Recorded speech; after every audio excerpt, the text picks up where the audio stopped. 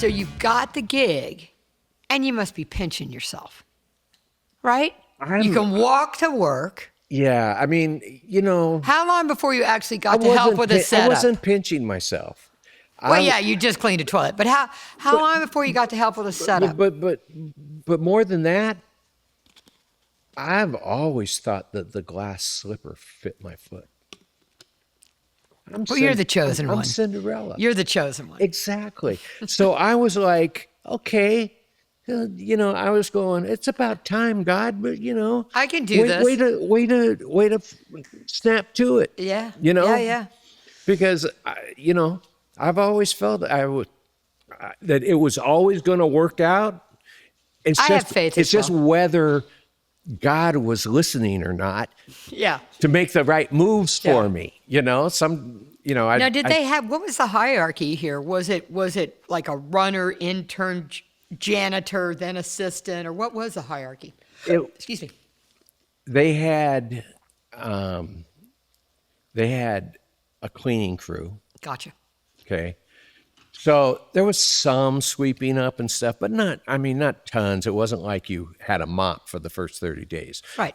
But, you know, this is a big place, and we're talking pre-lockup. Yeah. Pre-drum machine. Yeah. It was union sessions. Right. Yeah. Sometimes 3 a day. Yeah. Okay. Yeah. There was changeovers. 10 o'clock starts. Yep. 2 o'clock start. 5 o'clock. And 7 o'clock. Oh, 7 o'clock. Okay. Okay. Yeah. So you'd do 3 different sessions. And sometimes the musicians that came on the 10 o'clock start would stay for the 2 o'clock start because it was a different client. Yeah. Okay. And sometimes they'd go over to hiders. Yeah. And then come back at 7, you know? Yeah. So you saw the same guys every day, yeah. you know? Yeah. And it was all union dates. So you had, it was called the setup crew. Okay. Yeah. And so you had to be out of the room 15 minutes before downbeat. Right. Okay. Yeah. Not, we're still setting up. Right. Because you got, you know why Hal Blaine was as successful as he was? And mind you, all the guys from those days, Don Wrecking Randy, Crew, all of them. Hal Blaine. I talked to Don. Don's on the show. Yeah. No. Don gave me my first engineering job. Oh, I love him. It was a Radio Shack commercial. I love him. No.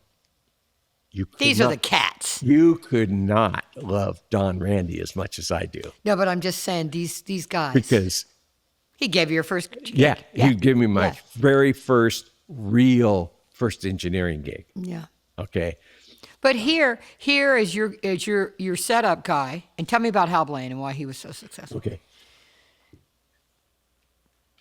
In those days, if you had a 10 o'clock start, you got till 10:01 to get your drum sound. Okay. Yeah. There was no, I want more bottom on the kick. Give me a little the more. clock's rolling. Yeah, you give me a little more snap on the snare and stuff. Hal came in with his big setup, okay, but he had these cloth covers for all of his toms. Okay. And he'd put these cloth covers on his tom-toms. So, he'd have like 5 of them, okay? Like at least 3 rack and 2 floors. Oh, okay. But it was all those Beach Boy drum sounds where it had less resonance than even this right here. Yeah. It was like Yeah. Okay. And so you just put up two mics and he gave you the sound. Oh, I love that. Okay. So you could get a drum sound in 60 seconds with him. Right. And nobody else had those covers. He had those covers made. I love And you never did you have a problem with getting a drum sound or something was vibrating or something. Right. He was the man. Yeah. The man. Yeah. When it came to all of them. Tommy Tedesco, Carol Kay, all of them are badass. The Wrecking Crew. I got a funny Tommy Tedesco story. Oh, good. Okay. Great guitar player. Oh yeah. But nice guy. Yes. But Tommy looked rough. Yeah, he had that almost like, I don't think he is Sicilian, but he had that vibe. He had that Yeah. Italian guy. Well, or he could be a biker. He could good be guy he vibe. could Yeah, be yeah, a yeah. mobster. Mustache. Yeah. Totally had a mobster Okay. vibe. So I'm like the augmented fourth on the Academy Awards pre-record. This was the year that Gene Kelly was the MC or whatever. well, he was the star of the show. He was the okay. lead guy. And I mean, we had Telly Savalas and all the Wizard of Oz guys, you know, the Scarecrow and the Tin Man and all that kind of stuff. And Gene Kelly opened the show with it raining on the Dorothy Chandler Pavilion, Singing fake in the rain. Okay, but fake rain. Yeah. And he was singing in the rain. Oh, wow. But we had to record it because obviously, there's no way you can do Nothing live. You can't do that live. By the way, all of you, so much of what you watch is not live. Right. Go ahead. Thank God. I actually got to call, this was, my mom and dad hadn't died yet, okay? And I got to call my mom and say, I was 6 feet from Gene Kelly while he sang Singing in the Rain. I love and my it. mom was like, I cannot believe my He's arrived. son. He's arrived. Yeah, I cannot believe my son got to see that, right? So anyway, they've got the whole building, okay? They've got 2, they got 1, they got, 3. no, just the Academy Awards has the whole building that night. Tommy was on the date in here. Now, and we've never had great parking around here. Yeah, we still don't. Yeah. Yeah. Okay. So imagine all live for the entire building. There's, Is everybody parked on Gordon? And God only knows. Right. But Tommy, God only knows. Yeah. But Tommy had driven his gigantic, this was when they were the size of yachts. Yeah. Okay? His Buick Riviera, brand new Buick Riviera, one of the big long ones, right? Yeah, yeah. From the late 60s, early 70s, right? And then the fancy wheels and all that kind. Yeah, land yacht. And he had parked it at the end of the driveway out here. Oh shit. So nobody could get by. Could get in or out. Oh yeah. Okay. This still happens today. So we have no idea who it is, but somebody, Diane Carroll wants to leave or something, and her car is farther in. So we got to figure out who's got the Buick Riviera. So 2-3 guys are running around going, who's got the Buick Riviera in the driveway? It's going to get towed, blah, blah, blah, blah, blah. I'm standing in the hallway here, right by one. Yeah. And around the corner goes, what motherfucker thinks they're gonna tow my car? And Tommy grabs the guy that had said his car was going to get towed by the shirt. Oh, the guy and must have held him against the wall. Oh God! Saying, "I'll fucking kill you." Yeah, he's a tough Italian. Right. And his feet were dangling. Oh my God! And it was like, no. We just didn't know who had. Yeah. He goes, okay, I'll move it, but you better watch yourself. Oh my God! We thought he was going to kill somebody. Oh my God! It was great, but that night I got to see Gene Kelly singing in the rain. I mean, come on, how cool is that? That's so freaking cool. So during that time, I mean, you're saying it's union stuff. We've now, thanks to Tommy's son, Denny, we've seen the film, The Wrecking Crew, and God bless him for making that, because it gives insight, especially people who didn't know, about all those records. So you've got the same musicians playing. And it's even cooler and more magnificent than the movie. Yeah. I mean, the day-to-day of it, you probably can't even imagine. Yeah, I mean, it was like, you can't explain it, It's like one of those moments where you can see it, and when you're seeing it, but when you're telling it again, it's just not as incredible. Now, do you remember the first session that you went from being like a setup guy to an assistant?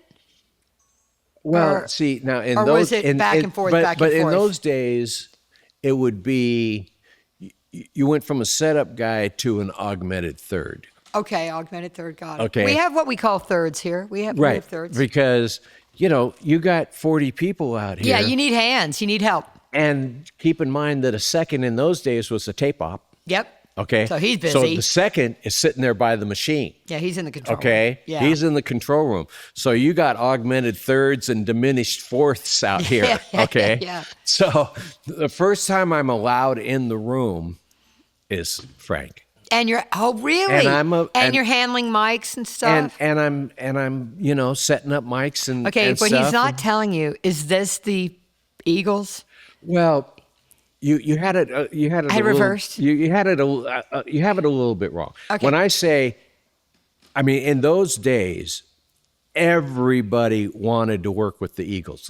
Yeah. The Eagles never recorded here. Yeah, I didn't think for they all I had. know. Okay, so not the okay, Eagles. but everybody wanted to be on an Eagles record. Yeah. And getting put on a Frank Sinatra record was like, oh, really? I mean, okay, grandma's going to get excited. yeah. But, until you actually see what's going on. Oh, yeah. Okay.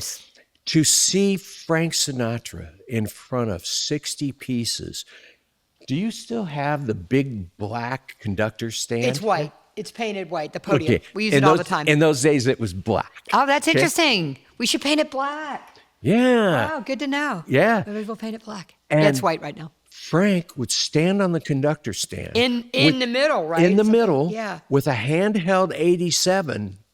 And when he was right, the record was done. Yeah. Okay? When he was happy. Yeah. Okay? Yeah. Now, do you remember Sid Sharp and Jimmy Getzoff? The Yeah, I remember violin those players? guys, but that was before my time. But to tell you something really quick story, I was given a tour the other day, like 2 days ago, like Thursday. And a lot of times when I'm giving a tour of the building, what I'll do is I'll play like My Way or a Sinatra song that was recorded in here from like a phone. But I'll play it in the control room and I'll say, okay, close your eyes and imagine, and you can hear the room. There's no mistaking it. Yeah. You can hear this room, and that will always sell it. Yeah. Hair goes up on your arm. Right. You know what Just I like mean? I play my Booker T record. Oh, dude, I love him so much. Did you do Green Onions? I love. Oh, I love that's earlier, but I love Booker T. but I did a Booker T record at my studio, and the drum sound that I got, Oh, it's yeah. You're a good engineer, Skip. But part of it was that it was open and there wasn't a lot of Yeah. okay, it was boom, boom, bop, boom. So it had Dude, the decay, MGs, Booker T and the MGs, amazing. the decay time sells it, and the Yeah. kick, you can feel the kick come across the floor in the control room, and you go, okay, It's got good. it. Yeah, it's Okay. good. Were you now? Did you work here for very long? Yeah, a few years. Yeah, got it, and got then then of Then course you got the bright idea to have your own studio. No, I mean I worked at every place in town, but so anyway, the first time I'm allowed on a session was Frank, and it was as the augmented third, and it was like putting a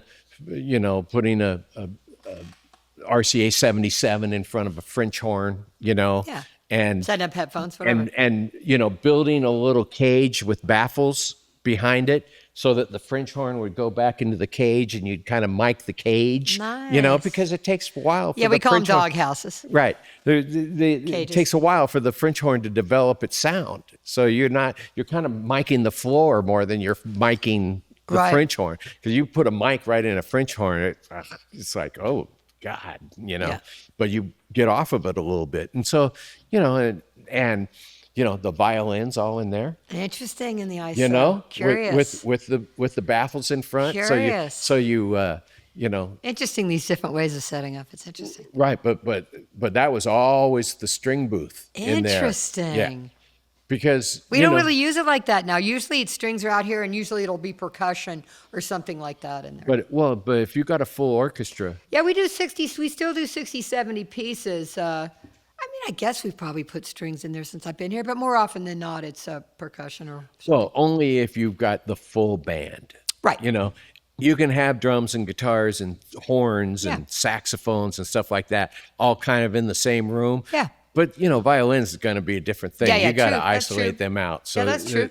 So anything like that. I mean, of Sensitive course, stuff. we would if it was just a string session, it would be out here, of course. Yeah. And we would put violins, violas, cello, bass, Yeah. just in a circle. Semicircle. Yeah. Right. But to actually did- be now- in the room with Frank while he's doing it. And who was his engineer? I don't remember. I mean, Did Bill do a lot of his stuff? yeah, but prior to that, Bill was gone. I seconded for Bill one time on a We're talking about Bill Putnam. Frankie Caps. Oh, interesting. And it was amazing. I mean, Bill had lost a lot of his top end. Okay, yeah. He claims he didn't hear anything above 8K. Okay, Yeah. but it was amazing the horn sound he got, even losing his top end. Yeah. Interesting. And I'm not sure why he was losing his top end, because I'm lucky enough to still have, Yeah, my hearing's okay. but I've got top end. Yeah. I got some dips in my mid range a little That's bit. where men usually lose their hearing is Right. mid-range. Women hear higher frequencies than men. But That's just a thing. but it was amazing the sound he got. Okay, Do you remember the song from that when you were the third? no. Yeah. So, but anyway, just one more little thing about that. The guys like Sid Sharp and Jimmy Getzoff, who were always the Yeah. leaders, the whatever they're called, Conductor, orchestrator, whatever. well, not conductor orchestrator, but there's always a lead guy on the violins Gotcha, and stuff. gotcha, okay. And that was usually Sid Sharp. That you'd call, if you were doing a violin session, you'd call Sid, and Sid would put your group He together. contracted and play. Right. Like a lot of the Contracted. players. Yeah, contracted. So, I just remember before a Frank session, the old guys like Sid and Jimmy would take the young guys aside and say, look them right in the eye and say, whatever you do, don't play a bad note. Yeah. You can not play. You can get away with not playing, Yeah, but don't play wrong but don't play a bad note. because he'll call you out and ruin the whole vibe. Well, no, you'll never work in this town again, kind of thing. Wow. And so, you never heard a bad note. Yeah. If you were struggling with something, Stop. you worked at it. You looked at your music before the session started, and you made sure you were going to be on point here. Right. And I mean, I still think one of the hardest jobs in the studio is the guy writing out the parts for, charge, yeah. The copies. the actual arranger. Yeah. Who's actually going, okay, this instrument's a B flat Oh, yeah, instrument, and it's yeah. got to play in this key. Dude, David And- Campbell's amazing at that. Yeah, well, David He's Campbell amazing. was one of the young guys in those Oh, days. he's amazing. Right. Still. I mean, but he's Amazing composer, but amazing arranger. right. And Crazy. even though He's he, Beck's dad. Everybody. yeah, Dave Campbell's Beck's dad. And if you see pictures of him, you go, They look so much alike, Yeah, I know. mean, it's like God, they could, Yeah. they could be brothers. Yeah. They look so much, almost twin brothers. Yeah. But David didn't raise Beck I all know. the time. Yeah. That was He, his ex-wife. like, yeah. I mean, we've all had our Yeah. moments. I mean, if you've Brian's my second husband. well, and if you're only on your second, which I'm only on my second, that's not bad. yeah, for that's Hollywood. not bad, because there's plenty of guys that are on their fourth and Yeah, stuff, yeah. especially in this business. Dude, Hal Blaine, I think, had like 6. Oh yeah, and every time he had to pay $1 million to get rid of him. But Al Schmidt, famous line was like, I said, oh, what did your ex-wife do? He said, she was a housekeeper. He goes, they all were. I got a divorce and they kept the house. They were all housekeepers. So you worked in here for a couple years, and you did that thing. Now you became an assistant in this building. Yeah. Okay, but is this where you learned your craft? Was this building more or less, or you kept learning? Yeah, I mean, You kept I'm learning. still learning. Yeah, no kidding. Yeah. But yeah, the. And you learn the flow of string dates and stuff like that, which is very, very different from a rock date or a rhythm Oh date. yeah. I mean, You know? like people were amazed how fast I can get a rough mix going. Yeah. And I look back to these days when you had no time. If you got 3 minutes to get a rough mix going, that guy was giving you the breaks. Yeah. Basically, if you didn't have a pretty good rough mix by the first chorus, you were, get another toast. guy Yeah, in here. So, getting up a rough mix of something that's fully recorded in one pass, well, that's not any big deal to me, but most of the guys that got started in the 90s and stuff, they can't even we talk think about like technology and tools and stuff like that, and I'm not, down on Pro Tools or anything like that. I just think that tape machines and the workflow of the past made you commit. It made you perform better. It made you, as an engineer, not having options can be a good thing. You got to decide. You got to commit. I mean, keep in mind. Editing 2-inch. Keep in mind, Chuck Britz Oh, yeah. recorded I Get Around Yeah. ping-ponging between 2 3-track machines. Yeah, like daisy chained? No. Just separate. No. Oh, wow. You fill up 3 tracks, Right. play those 3 tracks back, and mix your overdub to 2 tracks Wow. of a non-synchronized tape machine next to it. So you gotta then be you get on one. it. Yeah, then you get one track Oh, how scary. to do an overdub to it, Synchronizing by ear. and then play this one back Folding. and put your overdub Oh, mix God. to the Nerve-wracking. mix to 2 tracks. The whole thing is nerve-wracking. Ping-ponging back and Yeah, forth. the whole thing is not nerve-wracking. nothing was synchronized. Right. know? Oh, God. I mean, you were lucky in those days, with those Ampex. Yeah. What were they? 350s and 440s. Yeah. The old Ampex machines. Yeah, that, yeah. Would Well, kind the of 124 was the 24 track, but this is long before that. Oh yeah. Yeah. The 124 was like after the Yeah. ATR. Yeah. But no, this was back in the A440 days. There's a Ampex 2-track called the 440. Yeah. And they didn't run on speed or anything. I mean, it's like, It's a crapshoot. The whole thing is just nerve-wracking. Yes. right. It was like crazy. And you had to commit. And you had union musicians in the room. So people were, come on, hurry up. What's your problem? Oh, God. And if you made a mistake, if the musician made a mistake or the engineer made a mistake, you had to stop and either start at the top of the song. Everybody had to stop. Or you had to cut the tape. Yeah, 2-inch. Edit 2-inch or record or whatever you were using, Well, 2-track, whatever. You were doing a half-inch 4-track. Oh, yes. Oh, God. And the 3 tracks were Oh, God. half-inch tapes with 3 tracks. Wow. Okay? Crazy. And so you'd cut your master. And like I said, if you not only did you have to mix as you were going, there were no mix down sessions. It was all on 4 tracks. Right, you handed it in, done. Right. Yeah. At the end of the day, your song was done. Yeah. Yeah, that's a thing people don't think about either. And I mean, they were real mixers, and they had to mix while the overdub was going on. Any mistake whatsoever, you stop the tape and cut it together. Yeah, you edited. I mean, I worked with a guy. Was there comping vocals? Did they comp vocals? Not really. Well, not in those days, but you'd comp vocals. Once we got Would up to Frank 16. ever overdub after he recorded the originals? I wonder if he ever came in and just did a vocal overdub. I don't know.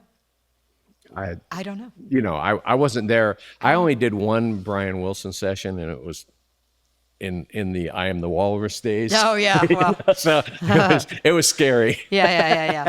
But I wonder if Sinatra. I wonder if he must have overdubbed vocals Later. Yeah. But not not that. Yeah, not when you're playing with the not even orchestra. in the 70s. Yeah. Now the United Building. Yeah. Jerry Barnes told me a story about when Frank was in one room down there doing That's Life. Nancy was in the other room doing Boots. Oh, wow. Okay. And Nancy bet Frank $5,000 that her song would end up higher on the charts than his song. Oh, she might have won. She did win because Yeah. Boots went to number 1 and That's Life only made it to number 8 or something. Oh my God, that's something else. And you know, and he oversaw the competition right in the hallway Oh, I love it. outside A. Oh, I love it. I You love know? it. God, I just think there's just so many stories we can tell. We got to get to where you have now left here. And where did you open your first room? Was it on Larchmont? Yeah, yeah. But you know, I mean, I worked for Davlin Okay, right, Davlin. that became Larrabee. Yep, on Okay, Lancashire. First Oasis. You know, it went from I was Davlin. going to say it was Oasis, then it was Davlin, then it was Larrabee. No, it was Davlin. Then it was Oasis. Leonard Kovner Yeah, Lenny Kovner. built it. I've met him. With a Dave guy, you know. His partner was, Yeah. you know, and they opened it and it was Davlin. It had a Trident board in it. And Interesting. then Giorgio Moroder came in and made Yeah, it Oasis, that's right. Yeah, yeah. And then Larrabee That's right. came in. So, Yeah. and then Larrabee's still there. Manny American still Right. got Larrabee. I worked for Freddie Perrin, who I seconded for here. Here I seconded. Was it Freddie Perrin or No, it was Fred. Who had Mama Joe's? That was That Freddie was Pirro. Pirro. Freddie Right. Pirro. Gotcha. Freddie and Terry Pirro. Got you. But Okay. Freddie Perrin, Freddie Perrin had come out of Motown. got you. Freddie Perrin wrote I Will Survive. Wow. Freddie Perrin wrote Reunited. And Motown had a room on Romaine. Yeah, but there was a he studio on wasn't Romaine. he wasn't part of that. It's over by La Brea and Santa Monica. Well, but by the park there, Right. just a block south of Santa Monica. Yep. You know, you wouldn't have thought it was a studio. Yeah. You know, because it was right across from a park and on an off street. I and stuff. remember that area.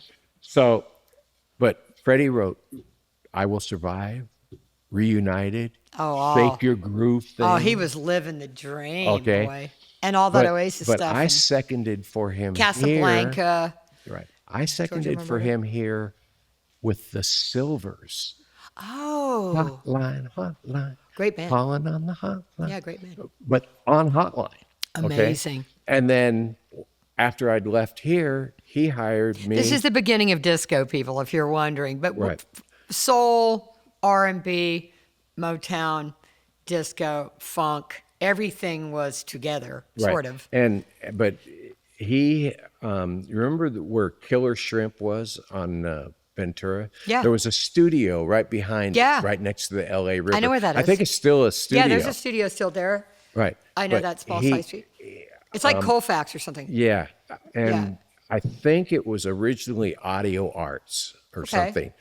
something. And he bought it and called it Mom and Pop's Company Store. And I worked for him there for a while. Oh, wow. Did you, know? and did you work at Soundcastle?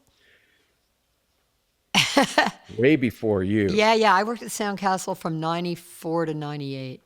Well, You were there in the 70s or 80s, or the 80s. I don't know when Buddy opened it. It would it have would been have been probably in the 70s. Yeah. Okay.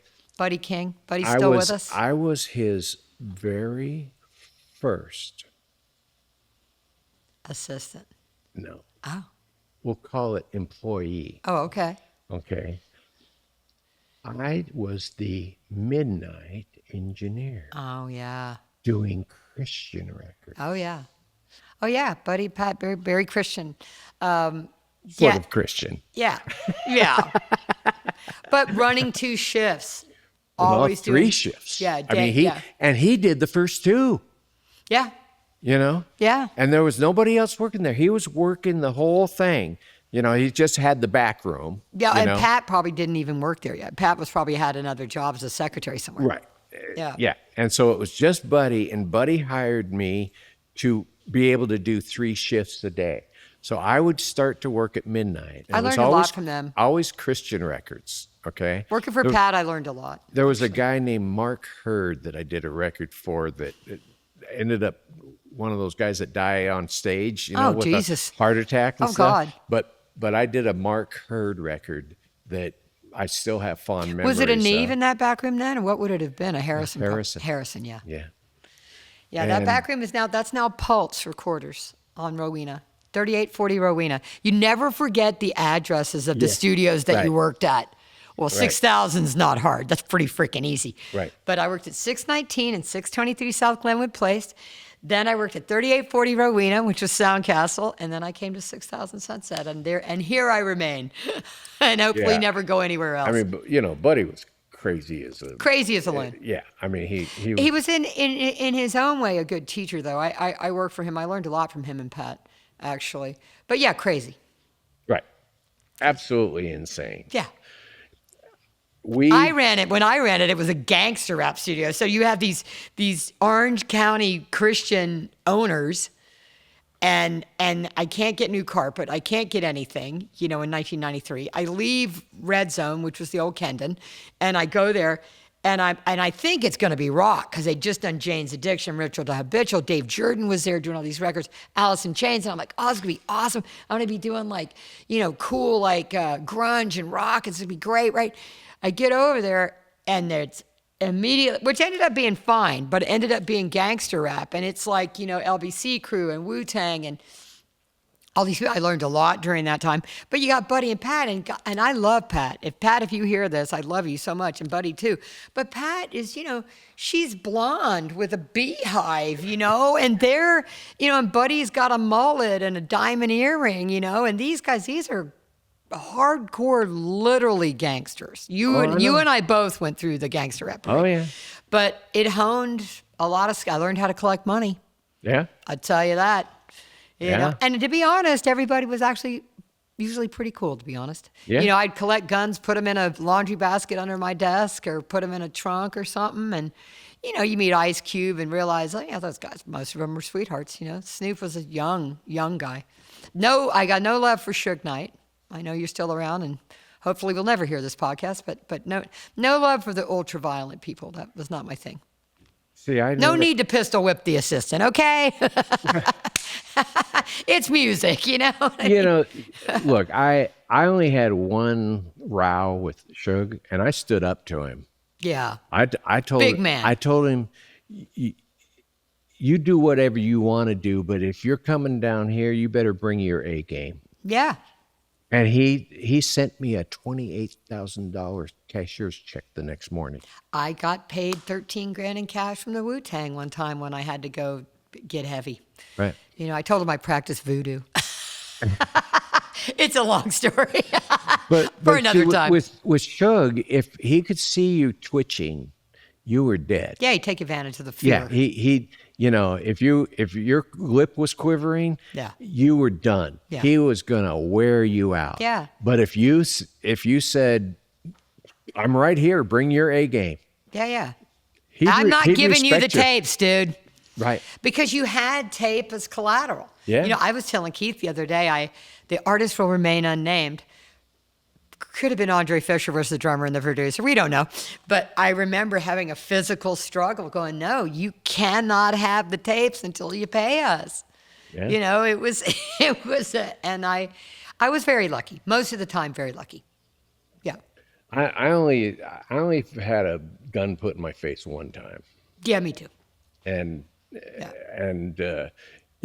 what's funny is that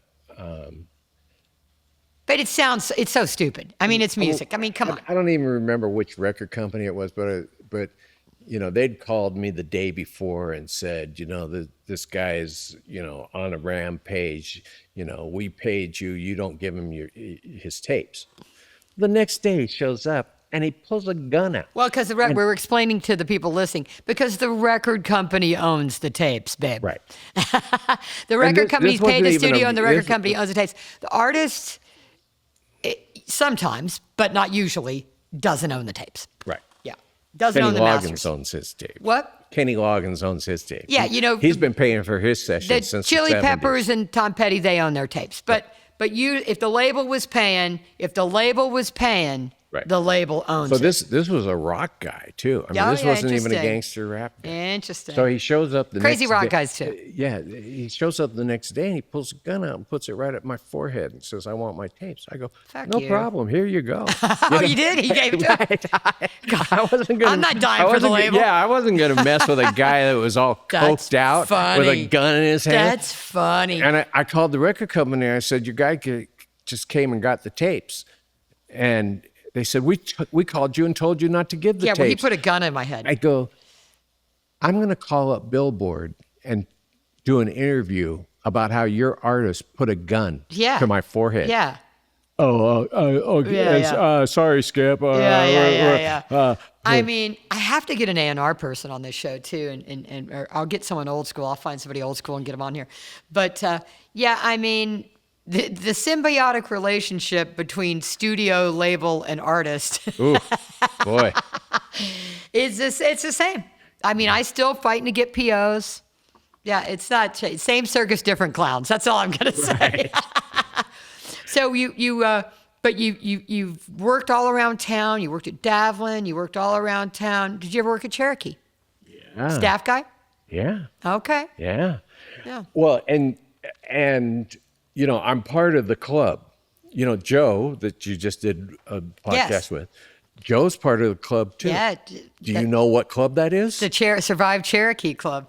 No, the I Got Fired from Cherokee Oh. Club. Yeah, I got fired from Cherokee and my career soared. Yeah, basically, see, God They were bless, doing all those records. Cool. God bless them. Oh yeah. But there were 3 engineers that ran that place. Yeah. And they, I mean, it was a 2-room studio and then it became a 3-room studio.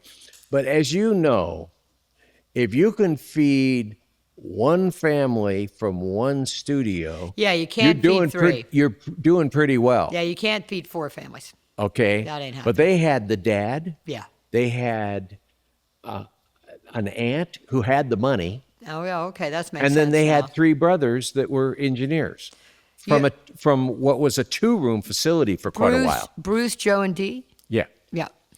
And so basically, you went to Cherokee, and they only hired out of work engineers. They didn't hire assistants. They hired guys that knew how to do stuff. Yeah. And you only lasted as long as somebody figured out that you could work, okay, that you were a good engineer. Basically, I got fired right after Cherie and Marie Curry Oh wow.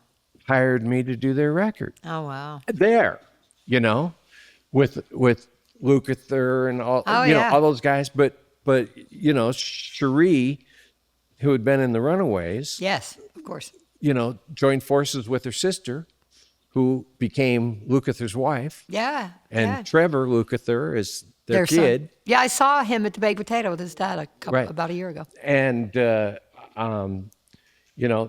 they would fire you the minute somebody wanted to use you as the engineer, because they wanted all the gigs. And they couldn't control you anymore, et cetera. Right. I mean, For me, the trajectory is the same. I mean, you know this, and if anyone's listening, you come in as an intern, probably from one of the recording is it schools. possible that somebody's listening?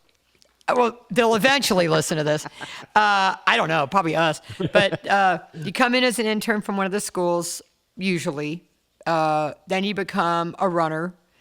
Then you get to help with setups and teardowns, and you start thirding, and then you become an assistant.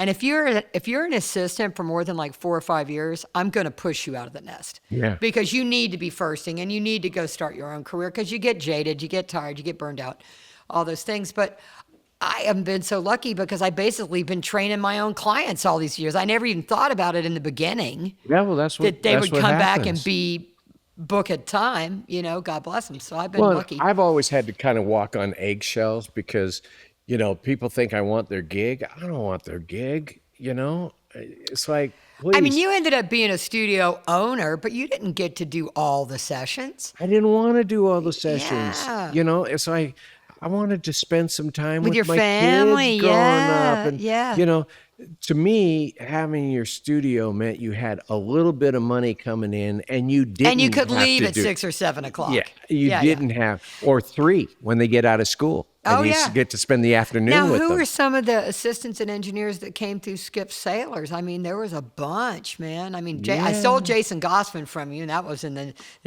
aughts.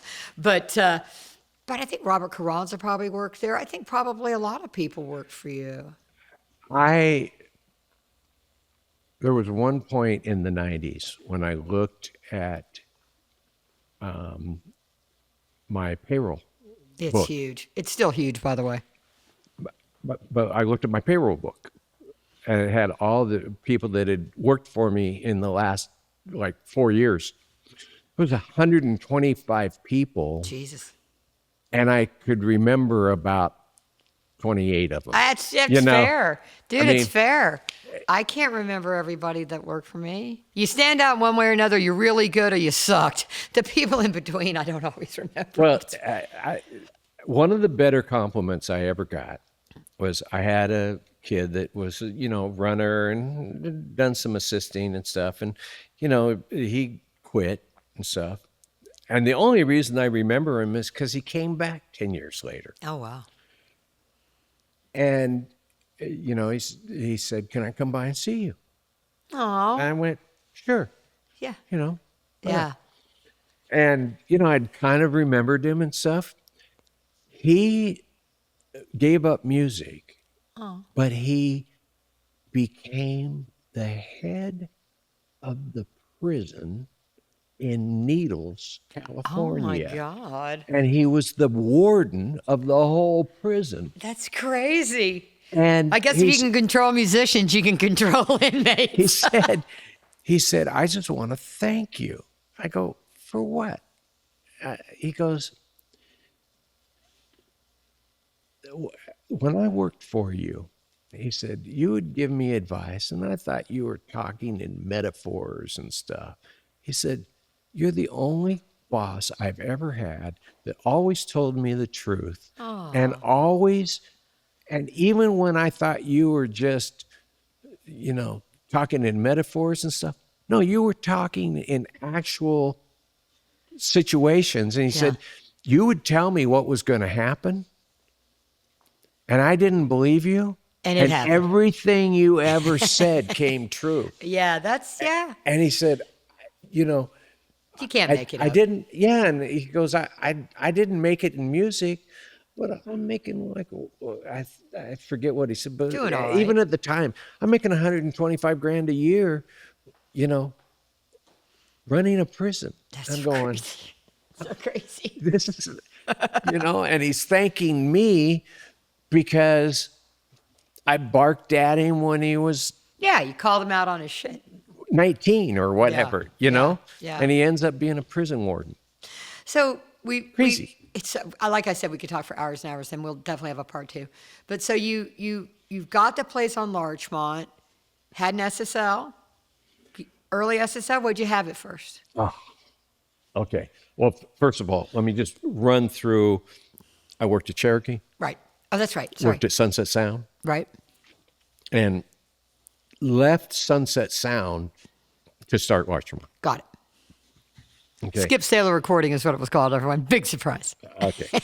And my first console was kind of one I put together.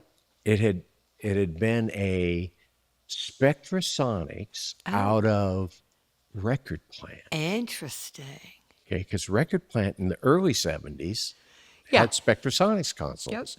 And Spectrasonics was like the first console that you had these little cards that you put in the back. So was it solid state? Obviously. Yeah. Wasn't too. But it was they had their kind of own thing and they sounded great. Interesting. But they weren't that flexible. Okay. Okay. Yeah. They had no pan pots. Interesting. So That's bizarre. to mix, okay, it was a 24 in, 16 out console. But to mix, I had to set up the monitor section, Yeah, as a, and it had swizzle sticks from the quad days. oh God. And so I had to sit there and run tones through the different channels and go -3 out left and right, -5 out left and right, -7 out left and right. And I do I do 8 different settings on 16 buses. Oh, Jesus.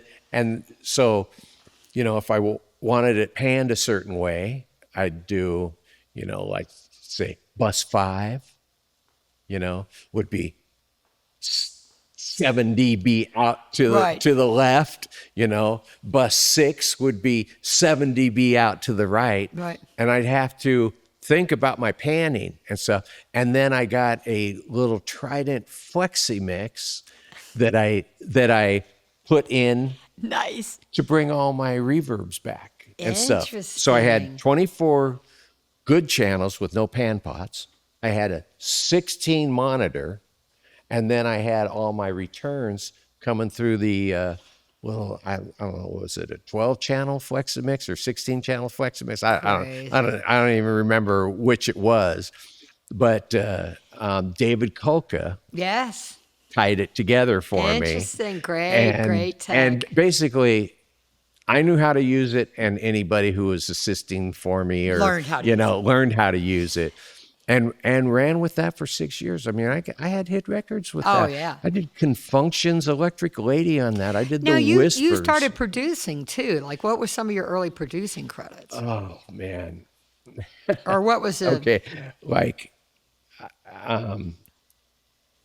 I was doing, in the early days, I was doing a lot of punk records. Interesting. Everybody says that. LA had such a thriving punk scene. Man, it was smoking. The Dickies, the fucking And I would Circle Jerks, Black Flag, all those guys. I was doing the Frampton Comes Alive look-alike. Oh, wow. Okay, like hair about You as had long as yours. the curly mullet. Holy but it wasn't even a mullet because it was down to here. Yeah, I just mean, long. you don't have a mullet, No, I just have bleached hair. Yeah. right? But hair down to here, okay, and during the day I was doing like the straight gigs. Like commercials and stuff, Right. Like, it's Joe Albertson's supermarket, but the meat department is mine, right? Stuff like that, Circle K and every time Mattel, Dude, they were a great client. right? Mattel was a great client. And then- Chiat Day, Daly and Associates, all those advertising agencies were our bread and butter Right. And in the 80s and 90s. one of my biggest clients was a guy named Anthony Harris, who Joan sent me. Yeah, see, there you go. Okay. And he was my second biggest client 6 years in a row. Wow, because she just didn't want to mess with it. Interesting. Well, because he'd get all upset and stuff. But I had a real simple way of dealing with it. Because, look, the commercial people are insane. It's stressful. If you think the arrangers and the writers are crazy, advertising the people. the advertising people are insane. Yeah, I did a lot of ads. And we'd have union musicians there. He'd had the whole thing approved, the song. He'd done a demo at home, and they approved it. And they'd walk in. The musicians are all set up, and they go, and it's a 59.4 second commercial, right? Because it's got to be out, gone right before 60 seconds. Yeah. So he'd, digital metronome the whole thing out, and, it would always be perfect, right? And then they come and go, it's too slow. You need to make it faster. Wow. So he'd have to write music while paying musicians, and he's working a flat fee. Oh, yeah. That's stressful. So, I totally understand how he'd go nuclear, okay? But I would have a really simple way of dealing with it. I'd go up to him, I'd whisper in his ear, hey, I'm sitting way too close to the record button for you to talk to me like that. Yeah, you don't want to pick this up. Yeah, you Right. don't want to pick And it so, up. and that would make him snap back in. He'd bring it down, Got it. and we'd do fine. But I never showed him up in front of clients, Yeah, but of I'd course whisper in his ear that he Yeah, was of course just about. Dude, the psychology of what we do is so deep, man, because you're dealing with sensitive people under pressure, Right. you know. And nobody wants to be shown up, Yeah. You know, you're married to Brian. Yeah, oh yeah. Brian doesn't want to be shown up by you. You know, Yeah, you he's don't, a musician. my wife doesn't want to be shown up by me. She's a I great don't want to singer, be by the shown way. up by her. Lynn's a great I mean? singer. Just want to be cool. Everybody be cool. Right. And whatever if you're gonna do something, do it away from Yeah. people. You know? Yeah. Don't embarrass the people. So, I mean, we're definitely going to have to do part 2. We might have to wrap at part 1 with you're in Larchmont and you're getting going in Larchmont. What was the first thing besides your jingle guy? What was the first big record you did at Larchmont? Do you remember? Was it Guns N' Roses? Oh no. Way No. before that. I mean, when did you open Larchmont? What year? 1980. Oh, okay. So it was way before that. Yeah, because I Right. knew about you. I knew about you when I started. You were Skip Saylor. I started in 1985. I knew about Skip. Well, I think Tom Lord Alge worked out of your place. Chris. Oh, Chris. Yeah. Yeah. I've never met Never Tom. Tom. Oh, you serious? No. There was a never. girl that worked for you at your place that was a friend of his. I remember. That was a friend of Tom's. What was her name? Lynn. Fuck, I can't remember. Well, They've there all was come and gone. one of my office girls ended up marrying Tom. She married, well, Andrea. Right. Andrea worked for you. Yeah, Andrea. Right. So Andrea, who was my roommate, Housden, became Tom Lord Alge's wife. She's now been married a couple times, and she lives in Georgia. I still talk to her all the time. But yeah, Andrea worked for you. The kid that worked for you that ended up working for Paul Allen, I talked to him the other day. Oh, Pat McDougal. Pat McDougal, yeah. I talked to Pat. He's teaching at a school, kind of brain fade. But I talked to him the other day, and not long ago, his students came and did a tour. But Pat McDougal. Is he still in town? No, he lives in, I think it's New York. I'll double check. I'll let you know. I mean, he's originally from New York. Yeah, it's New York. Like Syracuse Great engineer, or something though. like. Great engineer, Pat. Yeah, Talented. if engineering was just about engineering, Yeah, Pat McDougal would be, he's badass. Franklin Roosevelt Yeah. or something. Yeah. He'd be one of the all-time greats. Yeah. But The people thing is deep. yeah, Yeah. and it's like, But working for Paul Allen, that couldn't have been too easy. But he had a good gig there. well, Yeah. I mean, you got, 3 SSLs and a mansion in Bel Air. And on a yacht. Right. Had the euphonics on a yacht, I think, come was on, the story. Yeah. But super I mean, cool. he- People that came out of there, like you said, or not came out of there, but that worked there. Chris, so many people, actually. Lots of people. But in the 80s, what would have been, you said about the ads, because we're going to stop here and come back and do a part 2. So The very first gig, just about. I mean, early gig at Larchmont. but real gig Yeah. was doing a solo record it wasn't a hit, but it was a great gig. Was doing a solo record for Davy Johnstone out of the Elton John band. Dude, what a great musician. Dee Murray and Davy Johnstone in Elton John's band. Unreal bass player, unreal guitar player, both amazing. And Davy was the guitar player. Yeah. Oh, amazing. He's still got the shoulder length blonde hair. Really long hair. Yeah. So, always wore white pants, white shoes. yeah, I don't know. But he's so iconic because he's 6'6" or something. Yeah, he's super tall. Right. Yeah. And looks like an Afghan hound. Don't be hurt by me saying that. You look like an Afghan hound. Yeah.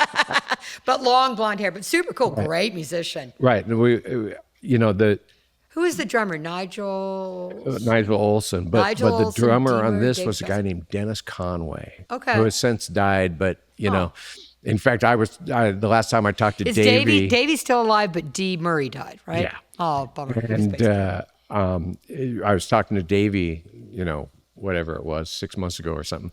And he and I were the only people still alive from that. You know who got me that gig? Nicky Hopkins. Dude, such an amazing piano player. Right. People don't realize how much Nicky played on the Beatles. Yeah. The Stones, Beatles. He played on everything, dude. Yeah, I mean, We he also was, have to revisit the Leon Russell thing. That will happen. right. But, He played. I had when I was working at Sunset Sound. Yep. Okay. I forget exactly what I was working on with, but Nicky was there, and we became friends. Amazing.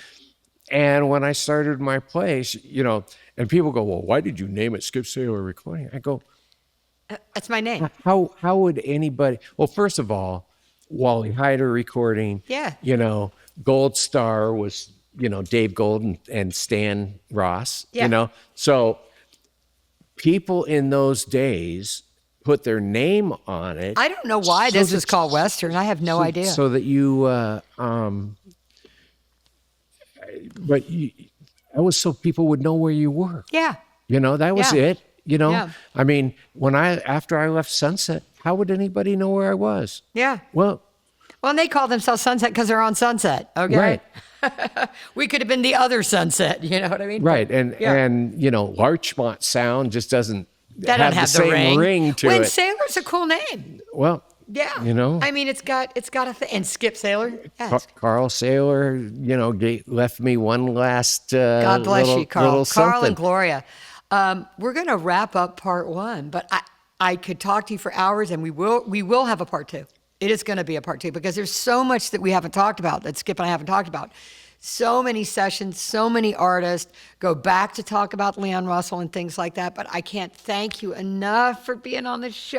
I love you so much. I get to hang out with the Queen of Rock and Roll. Dude, I love you so much. And Skip Saylor, I thank you so much for everybody you ever helped. Everybody you and I both, people that we pushed out of the nest that went on to do great things. Oh yeah. Great things. But Well, you know, because if We're we still didn't here. push him out of the nest, yeah.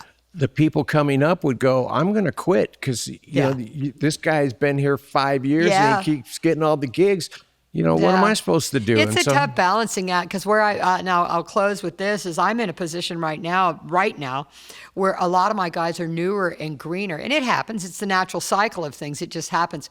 So they're like, you know, and I'm thinking to myself, oh man, I've only got about like 2 out of these 6 guys can do everything. So my goal is that they all do string dates, big band, you know, and Keith, my assistant, he gets to guinea pig them all. He gets to make them all be his assistants. But that is how it is. That is the way, Yeah. you know, and it hasn't changed. You know, you learn by doing.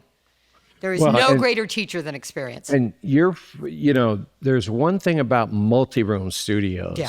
that smaller 1-room and 2-room places Yeah. suffer for, and that is you've always got a guy waiting in the wings. Yeah. When you're a 1-room or a 2-room studio can and settle somebody in. quits, Oh, you're like right. starting all over again. Oh, right. You got to So- retrain somebody all So over. you Oh. you know, I was always Yes, I have a pool to pull yeah, from. I was always taking some runner and forcing him to learn. I mean, there was one guy that worked at Starbucks who wanted to be an artist. And I would make him bring me coffee for studio time just so that I could train Yeah. a runner to be his engineer. I'd go, this is the deal. Yeah, I'll give you some free, You bring me bags of coffee. and I'll give you experience. Yeah. And you use one of my young guys to do all your vocals and whatnot. And so you'll get cheap studio time, I'll get coffee, and this guy gets experience. I mean, you know, I'm still doing that. It is the training. I don't ground. have a guy from Starbucks. but- Well, you were saying earlier, like I'm so lucky to be in this building, and I'm aware. And I always tell my staff, I'm like, if after working here and learning all these rooms, you can work anywhere in the world. Yeah. And if you learn these rooms, if you can't make a record in this building, you need to go be the warden of a prison. and, You know what I mean? and look, I learned how to cut tape in this room, in this studio. Yeah. Bobby Columbi from Blood, Sweat, and Tears Yes. taught me how to edit tape. Wow.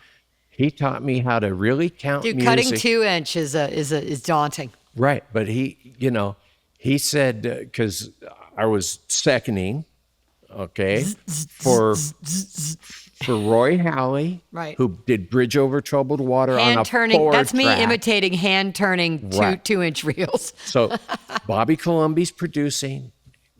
Roy Halley, who did Bridge Over Troubled Water on a 4-track, Jesus. okay, is co-producing and engineering. Roy had someplace to go, and Bobby said, we got to edit a couple songs here. Yeah. I'm going, what? Yeah. I go, I'd put Putting in the hot seat. Well, I put leader on the front of some songs on a 2-track, but I hadn't cut 2-inch before. Oh, God. And he goes, don't worry about it. I'll teach you. Nice. And I'm like shaking, I'm like scared to death. Yeah, but see, that fear is And good. by the end of that session, I was cutting up because Blood, Sweat, and Tears was Dude, not, there's a lot that was going not on. 4 on the 4. Yeah, there's a lot going on. Right. Yeah. And to be making edits on, it's Dude, like, and all the horns and shit. There's a lot going on. and it's like crazy. Oh, man. And, God. right in Studio 3. Oh, you know? man. Well, Skip, we're going to do a part 2, and I love you so much. And thank you so much for doing this. Thanks for being on my podcast, The Trade Secrets, everybody. Just remember, you can't get better if you don't keep doing it. Thank you. Yeah. And let me just reiterate that for a second. They go, how did you work on so many records? How did you, I go, I never quit. Yeah, you say yes. It's like, I just never said I quit. Yeah. And that's, and there'll be times Still when doing you it. feel like quitting. Yeah, we're still doing it. You want to throw in the towel. I could be going home at 5 or whatever. If you quit, you start again at the end of the line. Yeah. Never give your place up in line. Yeah. You just keep taking it, For me, I was talking to Paula Salvatore the other day, and she was on the show a couple weeks ago. You have to listen to her episode. You'll crack up. It's hysterical. We barely got to point half of one with her. But I ended up sort of being like, it was Rose and then Paula and me. Of course, there's Siobhan and Kelly and Laz and Tina and Fariel and Stacy, a lot of great managers. But I kind of ended up just being at the top by just keeping doing it. Yeah. Well, you're now the queen of rock and roll. You're now the reigning queen of rock and roll because you didn't quit. I guess. I guess. I love what I do. I love artists. I love music. I love the people that I work with, the people that work for me. I love them all. Look, I've called this place the Vatican, the Sistine Chapel. I've always looked at my studio as being a church of music. Absolutely. My contribution to the world is I've made a few records that made the world happy. Yeah.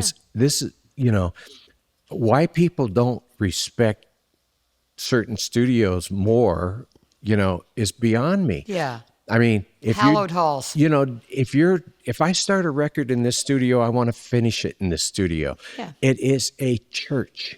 It is magic happens here. Yeah. More artistic magic has happened in this building. Oh my God. I than know. almost any place in the world. I mean, the only place that could even remotely Maybe Abbey Road. rival it is Abbey Road. Yeah, I mean, but otherwise, we're- this is number 2. This is ever. Well, we're Ever number in the one as far world. as I'm concerned, and I love you, Abbey Road, but Right, but we're the- still but doing it. We're the still only- doing the same right. thing. But the only argument you could have Beatles. would be Abbey Road. Yeah, for sure. And I'm not. I I'm always not say here. we're the Abbey Road of America. That's what I say. Well, That's how I describe us.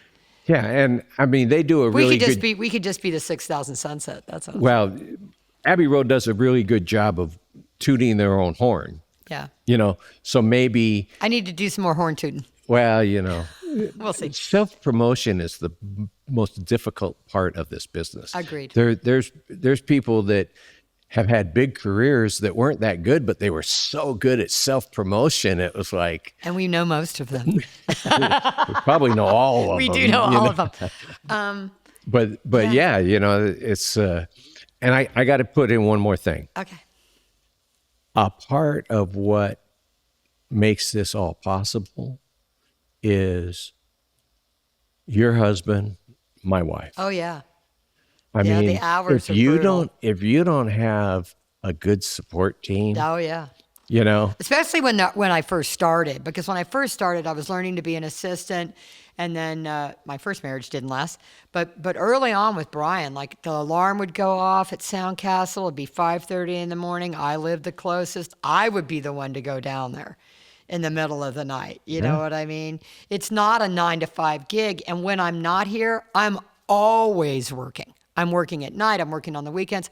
We joke because I go to sleep a little earlier now. Keith stays up a little later, but I'm up at 6 a.m. And I'm up at 6 a.m. and seriously booking same-day sessions or booking sessions with clients in the UK, clients in Japan or Korea or wherever, or just New York, because you cannot miss that call. You cannot miss that email or you'll miss the booking. well, You know what I mean? and you know, people even on the East Coast, New York, Miami, Yeah.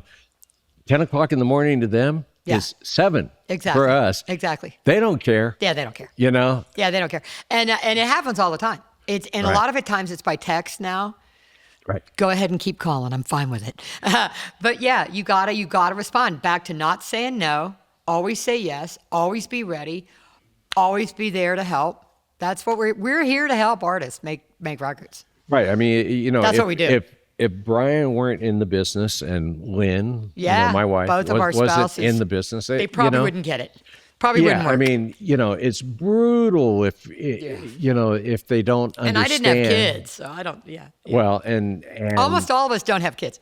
Most of the studio manager women, Rose doesn't have kids, Paula doesn't have kids, I don't have kids, I don't think Fariel has kids, I don't think Stacy, I don't think Tina has a kid, but most of them don't have kids. Because, I mean, if I'd have done it, if I'd have had kids, they would have been sitting in the office. They would have been in the office while I was booking time. right, and frankly. they would have either Grown up in the studio. They either would have loved the studio, True.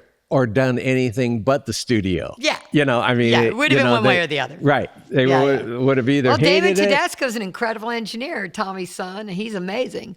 So, you come up in this building and or in this environment, a studio environment, Right. like you said, you either love it or you hate it.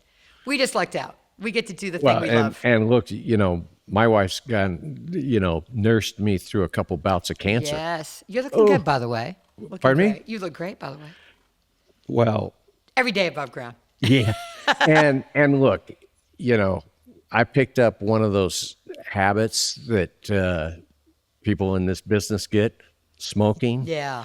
and it, Yeah, don't smoke. I mean, Just look, don't. in the 70s and Yeah. 80s, I used to smoke too. everybody smoked. Yeah, I used to smoke too. But here, you'll like this one. I tell people, I mean, first of all, had my wife not been there for me the whole time, I'd be dead right now. Yeah. Okay. But I tell people, I know when you're going to quit smoking. When you get lung cancer. Oh no. Oh. No, I mean, look, I know people that were on oxygen Oh, yeah, and still smoking. I've and seen still that. smoking I know, and that's blew crazy. themselves up. That's just crazy. Okay. But I tell people, I know, when they go, oh yeah, I need to quit smoking. And I go, I know when you're going to quit smoking. Oh, when's that? When you're dead. No. When you're so weak from chemo Oh, God. and radiation Oh, God. that you can't lift your fingers up. That's a depressing your note. Don't mouth. smoke. Just don't smoke. Yeah. Stop now. Stop. Yeah. And look, it's brutal. It's brutal to stop. And the stuff we do in our youth comes back to haunt us. Boy. I'm lucky. I was talking to a musician, session player the other day. We were laughing in the hallway going, God, can you believe we're still here? And I said, they didn't have fentanyl. We wouldn't be here if they had. Right. It didn't exist. Well, and when you think of Don't do drugs. Give them to me. No, don't do drugs. well, here's the thing. What I tell the kids, I go, enjoy your 20s. Yeah. Maybe even take it into your 30s. But start taking care of yourself. But early. if you don't quit everything by 40, I still drink. You'll die of old age at 52. I still drink, but I drink wine now pretty mellowly. Right. I mean, but if you're hacking No. it like we used to hack it, No. you know, I mean, how many people Let's go do off we camera know? now. Who's be off camera now? Yeah. Oh, yeah. Well, I thought I did. But no, this We're gonna close is important. Okay, yeah, this is important. This should be here. This is a public service announcement. Right. If you don't quit in your 30s, Yeah. you will die of old age in your 50s. Yeah. And, you know, maybe it's cancer, maybe it's a heart attack, Or lung, whatever. you know, whatever it is. COPD, whatever. If you keep hacking it, you know, Yeah. then you're not going to make it. I mean, I partied. I quit. What? What are you talking about? I quit. Partied when? I quit. I'm the I partied yesterday.